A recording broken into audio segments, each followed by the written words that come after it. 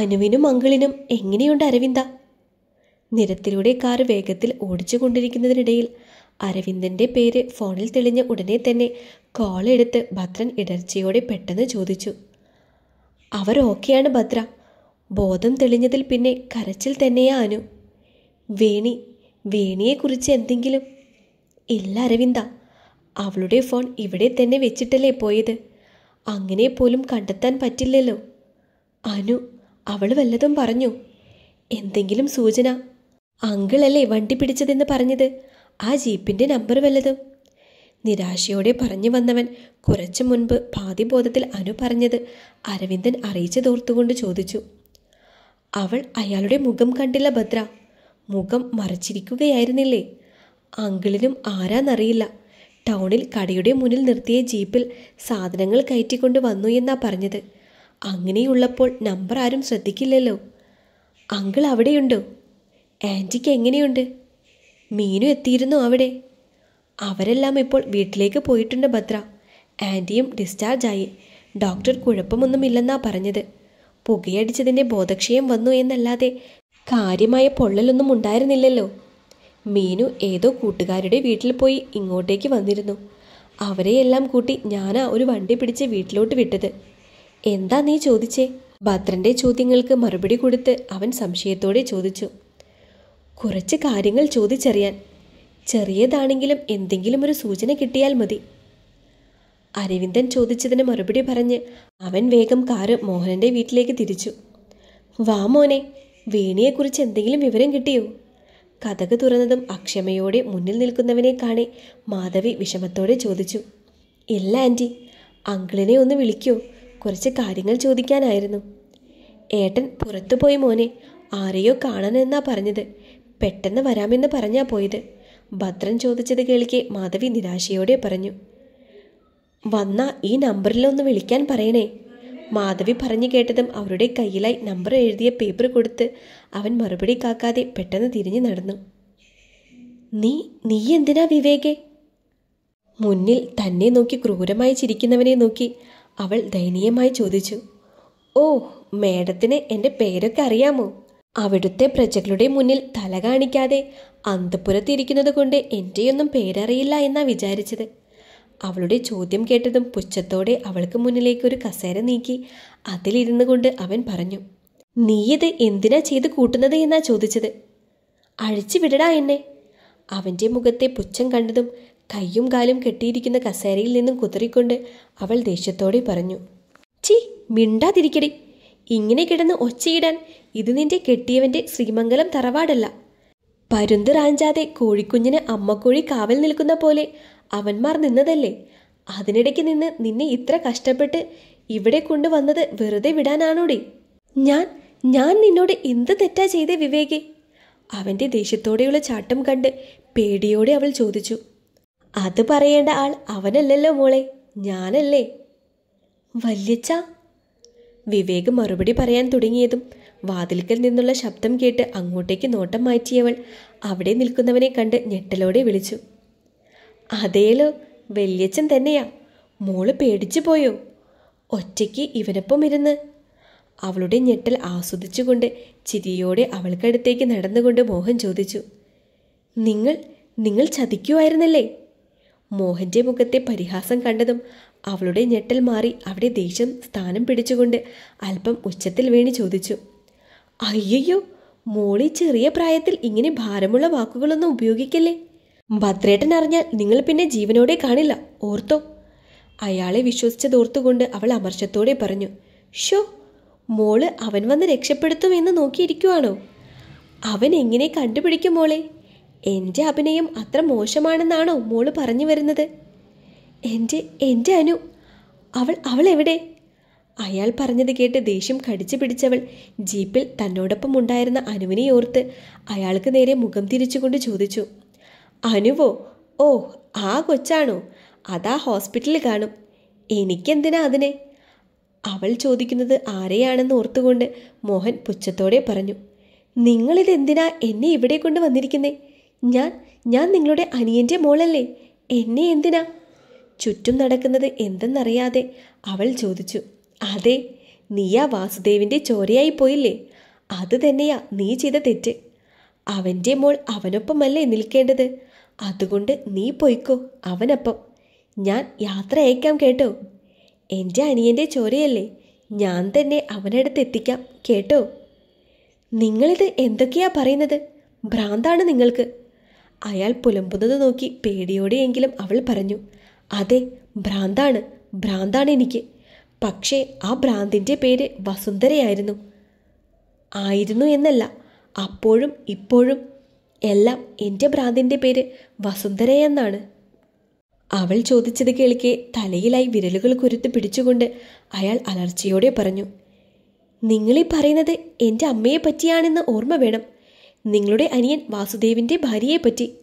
അയാൾ പറഞ്ഞത് ഇഷ്ടപ്പെടാതെ അവൾ അമർഷത്തോടെ പറഞ്ഞു. നിന്റെ അമ്മയോ? ഇല്ല, നീ വാസുദേവിൻ്റെ മോളാ. അവനിൽ വസുന്ധരയ്ക്കുണ്ടായത് എന്ന് പറയാൻ പോലും പാടില്ല. അതും എന്നോട്. മനസ്സിലായോ നിനക്ക്? മനസ്സിലായോടി? വേണി പറഞ്ഞു തീർന്നതും അത് ഇഷ്ടപ്പെടാതെ അവളുടെ അടുത്തേക്ക് മുഖം താഴ്ത്തി കവിളിൽ കുത്തിപ്പിടിച്ചുകൊണ്ട് ക്രൂരമായ മുഖത്തോടെ മോഹൻ അലറി. പറയും, സ്വന്തം അനിയൻ്റെ ഭാര്യയെപ്പറ്റി ചിന്തിക്കുന്ന നിങ്ങളെപ്പോലൊരു ചതിയനെ. കവിൾ വേദനിച്ചിട്ടും ആ പിടിയിൽ നിന്ന് പുറത്തു വന്നതും അവൾ ദേഷ്യത്തോടെ പറഞ്ഞു. നിർത്തടി. ഇനിയൊരു അക്ഷരം നീ മിണ്ടിയാലുണ്ടല്ലോ, കുറച്ച് നിമിഷം കൂടി ബാക്കി വെച്ച നിന്റെ ജീവൻ ഞാൻ ഇപ്പോൾ തന്നെ ഇങ്ങെടുക്കും. ചതിയൻ പോലും. നീ മുൻപ് പറഞ്ഞ ചതിയില്ലേ, ആ ചതി എന്നോട് കാണിച്ചവനാ നിന്റെ അച്ഛൻ വാസുദേവ്. എന്നെ എൻ്റെ വസുന്ധരയിൽ നിന്ന് അകറ്റിക്കൊണ്ടുപോയവൻ. അവൻ്റെ ചോരയെ വെറുതെ വിടാൻ പറ്റുമോ എനിക്ക്? വേണിയുടെ വാക്കുകൾ പൂർത്തിയാകും മുൻപ് മേശയിലിരുന്ന ഗ്ലാസ് ശക്തിയോടെ നിലത്തേക്ക് തട്ടിയെറിഞ്ഞ് അയാൾ ചുവന്നു കയറിയ മുഖത്തോടെ വേണിയെ നോക്കി ദഹിപ്പിച്ചുകൊണ്ട് പറഞ്ഞു. അച്ഛൻ എന്ത് ചെയ്തെന്നാ നിങ്ങളീ പറയുന്നേ? നിലത്ത് വീണ ഗ്ലാസിൻ്റെ ശബ്ദത്തിൽ ഞെട്ടലോടെ കണ്ണുകൾ ഇറുക്കി പിടിച്ചവൾ കണ്ണുകൾ തുറന്നുകൊണ്ട് മുന്നിൽ നിൽക്കുന്നവൻ്റെ ദേഷ്യം അവഗണിച്ച് ചോദിച്ചു, സത്യമറിയണമെന്ന വാശിയോടെ. എൻ്റെ അച്ഛൻ നിങ്ങളെപ്പോലെ ചതിയനായിരുന്നില്ല. എൻ്റെ അച്ഛന് അങ്ങനെ ആരെയും ചതിക്കാനും പറ്റില്ല. എനിക്കറിയാം എൻ്റെ അച്ഛനെ പറ്റി മോഹൻ പറയുന്നത് ഇഷ്ടപ്പെടാതെ വേണി ദേഷ്യത്തോടെ പറഞ്ഞു. നിനക്ക് എന്തറിയാം? ഞാൻ സ്നേഹിച്ച പെണ്ണിനെ എൻ്റെ അടുത്ത് നിന്ന് തട്ടിയെടുത്തത് ചതിയല്ലേടി? അല്ലേ? അതെ, ചതിയാ. ഞാൻ പറഞ്ഞതാ അവളെ വേണ്ടെന്ന് വെക്കാൻ. അവൻ കേട്ടില്ല. ആരും അറിയാതെ ഒരു തീപ്പൊരിയിട്ട് കൊടുത്ത് നാട്ടിൽ ജാതി പ്രശ്നം തുടങ്ങി വെച്ചതും വീട്ടുകാരെ അവനെതിരെ തിരിപ്പിച്ചതും ഞാനാണ്. ഇത്രയൊക്കെ ഞാൻ ചെയ്തിട്ടും പിന്മാറാതെ അവനെൻ്റെ വസുന്ധരയെയും കൊണ്ട് ദൂരെ പോയില്ലേ? ഞാൻ അറിയാതെ എവിടെയോ. ചതിയല്ലേ മോളെ? പറ. അവൻ്റെ ഏട്ടനല്ലേ ഞാൻ?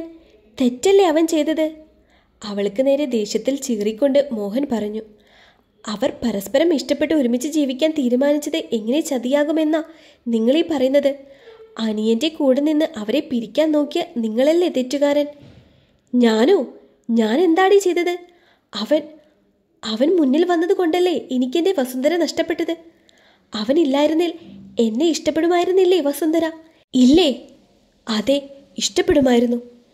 എത്ര നാൾ അവൾ അറിയാതെ, ആരും അറിയാതെ ഞാൻ അവൾക്ക് ചുറ്റും നടന്നിട്ടുണ്ട്. നിന്റെ അച്ഛൻ ആ സ്കൂളിൽ പഠിപ്പിക്കാൻ പോയപ്പോൾ ഞാൻ എന്തോരം സന്തോഷിച്ചെന്നോ, അവൻ വഴി എൻ്റെ ഇഷ്ടം വസുന്ധരയെ അറിയിക്കാമെന്ന്. എന്നിട്ട് പെട്ടെന്നൊരു ദിവസം അവൻ വന്ന് പറയുക അവൻ ഇഷ്ടമാണെന്ന് എൻ്റെ വസുന്ധരയെ. കൊല്ലണ്ടേ ഞാൻ അവനെ? പറ. വേണിയുടെ വാക്കുകൾ അയാളെ കൂടുതൽ ദേഷ്യത്തിലാക്കിയതും ശക്തിയോടെ അയാളുടെ കൈ ഭിത്തിയിലേക്ക് ആഞ്ഞടിച്ചുകൊണ്ട് മോഹൻ പറഞ്ഞു. അതെല്ലാം കഴിഞ്ഞില്ലേ? നിങ്ങൾക്കും ഒരു കുടുംബമായില്ലേ? എന്നിട്ടും നിങ്ങളെന്തിനാ ഇങ്ങനെ? അയാളോട് എന്ത് പറഞ്ഞിട്ടും കാര്യമില്ല എന്ന് മനസ്സിലാക്കിക്കൊണ്ട് വേണി ദയനീയമായി ചോദിച്ചു. കുടുംബമോ? ആരൊക്കെയോ വെച്ച് കെട്ടി തന്നതാ അവളെ എനിക്ക്. എൻ്റെ വസുന്ധരയുടെ കൂടെ കൂട്ടുകാരിയാണെന്ന് പറഞ്ഞ് നടന്നതാ അവൾ, മാധവി. എന്നിട്ട് അവസാനം ഞാൻ അവളെ സ്നേഹിക്കുമെന്ന് കരുതി വീട്ടുകാരെ അറിയിച്ച് എന്നെ കുരുക്കിലാക്കിയതാ. അവളെ കെട്ടിയില്ലേൽ സ്വത്തുക്കളെല്ലാം അനാഥാലയത്തിന് കൊടുക്കും പോലും. ഇളയ മോൻ പോയ പോലെ ഞാനും പോകുമോ എന്ന് പേടിച്ചിട്ടാ. അതും അവൻ കാരണം. എല്ലാം അവൻ കാരണമാ. നിനക്കറിയോ, നിങ്ങളെല്ലാവരും കൂടി നാട്ടിൽ വന്ന സമയം ഞാൻ വസുന്ധരയെ കണ്ടതാ. എല്ലാം പറഞ്ഞതാ. എൻ്റെ കൂടെ വന്നാൽ പൊന്നുപോലെ നോക്കാമെന്ന് പറഞ്ഞതാ. അവൾക്ക് പക്ഷേ എന്നെ വേണ്ട. അവൻ ആ വാസുദേവിനെ തന്നെ മതിയെന്ന്. എന്നെ കൊണ്ട് പറ്റുമോ മോളെ അവൾ അവനൊപ്പം ജീവിക്കുന്നത് കാണാൻ? അതുകൊണ്ടാ അവൻ ആ വസുദേവിനെ കൊല്ലാൻ ഞാൻ ആളെ അയച്ചത്. അവനെ കൊന്നാലെങ്കിലും അവളെ എനിക്ക് കിട്ടുമെന്ന് വിചാരിച്ചു. പക്ഷേ ആ ആക്സിഡൻറ്റിൽ എൻ്റെ വസുന്ധര. നിങ്ങൾ എൻ്റെ അമ്മയെ, നിങ്ങളാണോ എൻ്റെ അമ്മയെ കൊന്നത്? മോഹൻ വിളിച്ചു പറഞ്ഞത് കേട്ട് ഞെട്ടലോടെ അവൾ ചോദിച്ചു. നിന്നോട് ഞാൻ പറഞ്ഞില്ലേടി, നിൻ്റെയല്ല, നിങ്ങളുടെ ആരുടെയുമല്ല, എൻ്റെയാ, എൻ്റെ മാത്രമാ. ഞാനാണോ? അവൻ കാരണമാ അവൾ മരിച്ചത്. അവനെ സ്നേഹിച്ചത് കൊണ്ടാ. അപ്പോൾ അവനല്ലേ തെറ്റ് ചെയ്തത്, അല്ലേ? അവനെ കൊല്ലാനാ ഞാൻ ആളെ അയച്ചത്. പക്ഷേ ആ കാറിൽ എൻ്റെ വസുന്ധര ഉണ്ടായിരിക്കുമെന്ന് ഞാൻ അറിഞ്ഞില്ല മോളെ. മോള് വിഷമിക്കണ്ട. എൻ്റെ വസുന്ധരയെ കൊന്നവനെയും ഞാൻ ആരും അറിയാതെ കൊന്നു തള്ളിയിട്ടുണ്ട്. വേണി പറഞ്ഞത് ഇഷ്ടപ്പെടാതെ അവളുടെ കവിളിൽ ആഞ്ഞടിച്ചുകൊണ്ട് അയാൾ ഭ്രാന്ത് പോലെ പുലമ്പിക്കൊണ്ടിരുന്നു. നിങ്ങൾക്ക് എന്ത് കിട്ടി ഇതിലൂടെ? ഞങ്ങളുടെ ജീവിതം, സ്വപ്നം എല്ലാം തകർത്തിട്ട് നിങ്ങൾ എന്ത് നേടിയെടുത്തു? ഒരാളുടെ ജീവൻ കളഞ്ഞ് അയാളെ സ്നേഹിക്കുന്നത് പ്രണയമല്ല, ഭ്രാന്താണ്. അയാളടിച്ച വേദനയേക്കാൾ നെഞ്ചിൽ തറഞ്ഞ വേദനയോടെ അവൾ വിതുമ്പിക്കൊണ്ട് പറഞ്ഞു. ഞാൻ പറഞ്ഞില്ലേ, ഭ്രാന്താണ്, വസുന്ധരയെന്ന ഭ്രാന്ത്. നീ ചോദിച്ച പോലെ ഞാനും ഒന്നും നേടിയില്ല. പക്ഷേ നിന്നെയൊക്കെ ഞാൻ നേടാൻ വിടുകയുമില്ല. നിന്റെ അച്ഛൻ, അവൻ കെട്ടിയില്ലേ രണ്ടാമതൊരെണ്ണത്തെ, ഉഷ. അവളെ അവർക്കിടയിലേക്ക് വിട്ടതും ഞാനാ, വസുന്ധരയ്ക്ക് വാസുദേവനുമിടയിൽ കരടാകാൻ. അത് നടന്നില്ല. വസുന്ധരയുടെ മരണശേഷം അവനിൽ നിന്ന് എൻ്റെ വസുന്ധരയുടെ ഓർമ്മ പോലും മായ്ച്ചു കളയാൻ നാട്ടുകാരെ കൊണ്ട് ബഹളമുണ്ടാക്കി അവളെ കെട്ടിച്ചു. എന്നിട്ടോ അപ്പോഴും അവനെൻ്റെ വസുന്ധരയുടെ ഓർമ്മയിൽ ജീവിക്കണം പോലും. അതുകൊണ്ടാ അവനെയും ഞാൻ കൊന്നത്.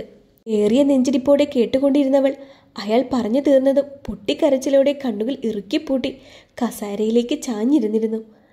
അവനെ ഇല്ലാതാക്കുന്നതിന് മുൻപ് ഞാനിതൊക്കെ അവനോട് പറയേണ്ടതായിരുന്നു, അല്ലേ? അപ്പോൾ അവനും ഇതുപോലെ കരഞ്ഞേനെ, അല്ലേ വേണി? അവളുടെ കരച്ചിലിലേക്ക് ആനന്ദത്തോടെ നോക്കി നിന്നുകൊണ്ട് അവൻ നിരാശയോടെ പറഞ്ഞു. എൻ്റെ ഏട്ടനെ നിങ്ങളാണോ? അയാൾ പറയുന്നത് കേട്ട് കണ്ണുകൾ ഒഴുക്കിക്കൊണ്ട് തന്നെ അവൾ പൂർത്തിയാക്കാത്ത ആ ചോദ്യത്തിന് ഉത്തരം ചോദിച്ചു. മോള് ആള് ബുദ്ധിമതിയാണല്ലോ. എന്തായാലും മോളുടെ സംശയം ശരിയാ കേട്ടോ. ഞാൻ തന്നെയാ നിന്റെ ചേട്ടനെ കൊന്നത്. അയ്യോ, കൊന്നതല്ല, കൊല്ലാൻ ആളെ വിട്ടത്.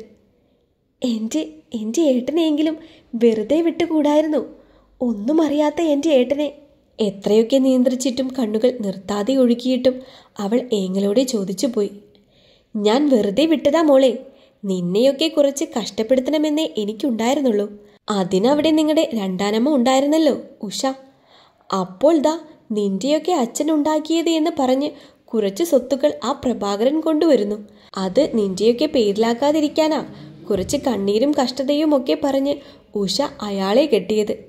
അവൾക്ക് കൊച്ചുണ്ടായ എങ്കിലും സ്വത്തുക്കൾ ആ കൊച്ചിന് കിട്ടുമല്ലോ എന്ന് വെച്ച്. അപ്പോഴും അയാൾ വലിയ സത്യസന്ധനായി. ഇവിടെ വസുന്ധരയുടെ സ്വത്തും എൻ്റെ തറവാട്ടിൽ പിണക്കം മറന്ന് അവർ വസുദേവിന് എഴുതി വെച്ച സ്വത്ത് എല്ലാത്തിനും അവകാശി നീയും നിന്റെ ചേട്ടനും. എങ്ങനെ സഹിക്കും മോളെ ഞാൻ? അവൻ നിന്റെ ചേട്ടൻ ഇതൊക്കെ എങ്ങനെയോ മനസ്സിലാക്കി. എങ്കിൽ പിന്നെ അവനെയും അവൻ്റെ അച്ഛൻ്റെ അടുത്തേക്ക് വിട്ടേക്കാമെന്ന് ഞാനങ്ങ് കരുതി. ഇനിയൊന്നും കേൾക്കാൻ ത്രാണിയില്ലാത്തവളെ പോലെ അവൾ ഏങ്ങിക്കരഞ്ഞുകൊണ്ട് അയാളെ തന്നെ ഉറ്റുനോക്കിയിരുന്നു. എന്തായാലും മോൾക്ക് ഭാഗ്യമുണ്ട്. സ്വത്തിന് ഇനിയൊരു അവകാശി ഇല്ലെങ്കിൽ അതെല്ലാം ചാരിറ്റബിൾ ട്രസ്റ്റിലേക്ക് പോകുമെന്നൊരു എഗ്രിമെൻ്റ് വെച്ചതുകൊണ്ട് മോൾ ഇതുവരെ ജീവിച്ചില്ലേ? മോളുടെ കല്യാണം കഴിഞ്ഞാൽ മോൾക്ക് ആ സ്വത്തുക്കൾ ഇഷ്ടമുള്ളവർക്ക് എഴുതി കൊടുക്കാമെന്നാ. പക്ഷേ ആ ഉഷ കുറച്ച് ആർത്തി കാണിച്ചു. കോവിലകത്തേക്ക് കെട്ടിച്ച് അവിടുന്ന് കൂടി വല്ലതും തട്ടിക്കൂട്ടാമെന്ന് വെച്ചു. അതിൻ്റെ കൂടെ കെട്ടുകഴിഞ്ഞാൽ ജാതകദോഷം കാരണം മോളങ്ങ് പോയാൽ ഞങ്ങൾക്കും ആ ജോലിയും കുറയില്ലേ? അതുകൊണ്ട് അവൾ എടുപടി എന്ന് പറഞ്ഞാ എന്നെ അറിയിക്കാതെ മോളെ അങ്ങ് കെട്ടിച്ചത്. കണ്ണീരോടെ ഇരുന്നവളെ നോക്കി ചിരിയോടെ പറഞ്ഞുകൊണ്ട് അയാൾ മേശയിൽ നിന്നും കുറച്ച് പേപ്പറുകൾ എടുത്തുകൊണ്ട് വേണിക്കരികിലേക്ക് വന്നു. എന്തായാലും മോൾ ഇതിലൊരു ഒപ്പിട്. വസുന്ധരയുടെ സ്വത്ത് അവൾക്ക് കൊടുക്കാമെന്ന് പറഞ്ഞാ ഞാൻ പലതും ആ ഉഷയെ കൊണ്ട് ചെയ്യിപ്പിച്ചത്. വസുന്ധരയുടെ ആങ്ങളുടെ കുടുംബത്തെ ആക്സിഡന്റിൽ കൂടി തീർക്കാൻ നോക്കിയത് വരെ ഇനിയൊരു അവകാശി അതിൽ വേണ്ടെന്ന് വെച്ചിട്ടാ. എൻ്റെ വസുന്ധരയുടെ ഓർമ്മയ്ക്ക് അതേലും എനിക്ക് വേണ്ടേ? വേണിക്ക് മുൻപിലേക്ക് പേനയും മുദ്രപത്രവും നീക്കിവെച്ചുകൊണ്ട് ക്രൂരമായ ചിരിയോടെ മോഹൻ പറഞ്ഞതും അവൾ മുഖമുയർത്തി നിറഞ്ഞ കണ്ണുകളോടെ അയാളെ ഉറ്റുനോക്കി.